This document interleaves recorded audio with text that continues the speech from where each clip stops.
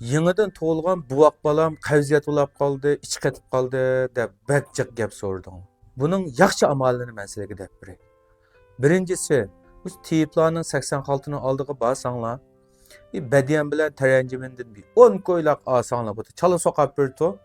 Aşı badiyan bilan taranjiminni elib bir piyolaga yilman qaynoq suv elib, bir chimdim paqqida tashlaysizlar, ta'mi shu zaman chiqadi. Aşı uni ikki qo'shiq ishkizib qo'yinglar. Ta'tir avallashadi. Aşı demlagan choyni aşı buvoq balaning onasi ichib bersin. Sütün bir basa barto balanınki terdim texin bek obdar raballaşıdı. İkinci birisi piyazi yumuşak sokap, muşu qosak kindik taraflarga qo'yib qo'ysizlar balanınki.